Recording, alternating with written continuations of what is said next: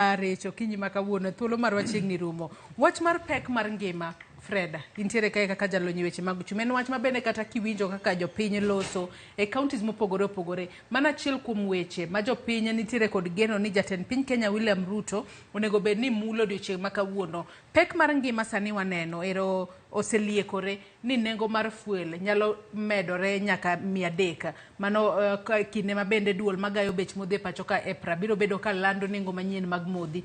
Mano dweni mar 11. Weche mag ponono usuru mopogore opogore masani koro semedi kwatiyo kata kod ranyisi ka opande nyaka sani koro medi ji biro bedo ka chule 1,000. Magi duto biro medo pek mar ngima ne ja Kenya manitiere piny. Wach mar pek mar ngima ni onego bed ni Ruto lose e yo machalo nade. Mar ponono kango tieko to jopiny obede kod geno ni jatend piny owacho kama aya we wamie thuolo makama kendo dipo ka waneno fungruok.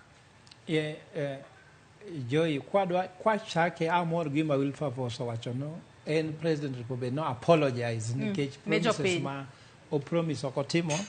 Wilberforce wacho kanyo no wadwa ni warom kode wabro romo nikech mani e solution. Ni neno ka Standard 2 days ago nondiko front page no you are on your own unikendu. Koro kosenyisi ni unikendu koro pod we expect gangono. To amor kaka jaluon tie gima mit na kan sana kaka kiwinjo no piny no jatend piny owinj duol mar jo piny oduok bech gik moko piny gik moko dhi malo ngima ni malo duoke piny en jatelo mar piny ok en jatelo mar malo ineno dholuo mit nikech jatelo mar jo piny in jatend piny in iwinjo jo piny kosi winjo gik ma jo malo wachoni nikech ngien sani bet malo ka State House dongin go jo malo ka in jatend piny jogi osewachon pek mangi mohingo gi onego bed ni kore duoke piny e yo machalo nade singles mother momoko pomaniyo gino kineno tineno wapenji Joy kata kimeu to jomani diri duto gin jomodhier donge nyalo bedo no kimor kata ingimani nikech ngien ikwaya kwaya jogweya kin Kisumu king'iyo wante kod tab koro ana adwa duoki yo mopogore ka penjo jo nyikwa Ramogi mu winja ka company maduong' mogik Luo Nyanza en mane an mang'iyo maduong' mogik en ODM mano is the largest company mwan go in Luo region mano nyiso ni wasebedo politically liberated. To king'iyo Central, tinwang'o no company madongo Equity Bank, Cooperative Bank, Jamii Bora, is Equity, Centum, Transcentury, Brookside, ikwano bi olgo. Koro gima kidhi Kisumu bichopo na bet bachung babedo Kisumu market kacha.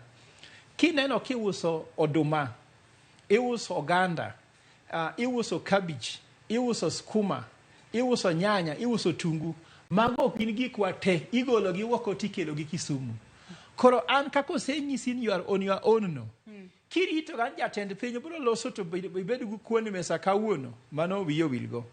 An mwanyalo timo kaka nyikwa Ramogi nikech iwacho ka ni kaka Rich wacho they are professional, we are leaders.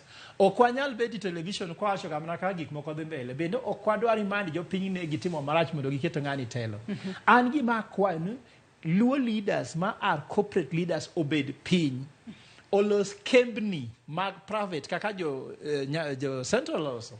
Mount Kenya Foundation ok en sirkal. Mano nyalo konyo e chiemo. Yes, walos wabed kod Luo Nyanza Foundation. Luo Nyanza Foundation no okel investment Kisumu. Mar ariyo, wa position Kisumu as an island of peace. Kisumu kende kose counties moko bende mayudore I mean Kisumu acho nikech ang'e Kisumu moloyo.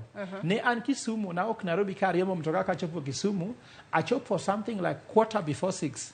Kisumu is a desert until 7:45. Kisumu chiew moleo to nindo chon. Mano nyalo tumre Homa Bay, timre Siaya, ng'ison there is no economic activity. Dhier medre, oripotim nango. Nyaka walos wach ma kembe. Kwayo president mondo duok tax piny ok bi konyi. Wan wakwa kembni midkelo Kisumu mamiyo jowa yuto nikech ng'at mobiro duoko tax kiny ng'ato biro mede kiny. Koro ok nyal konyi. Lakini kantie kembni mokel mantie gu yuto. Seche miningo pesa ofuko ok inyalo calculate e kinyiew mkate. idhi adhi nyiewo mkate tichamo ma ok ing'iyo. Yes, itumo shopping kata ka simni ofuko. Ranyisi ni jotend joluo watum economic liberation Luo Nyanza. Nikech wan marach malich. Mak parono gi kanyo matin nyisa ni wasetudre kod jafombo marwa manitiere e od bura mamalo mano Chris Owino. Chris Owino kinyalo winjo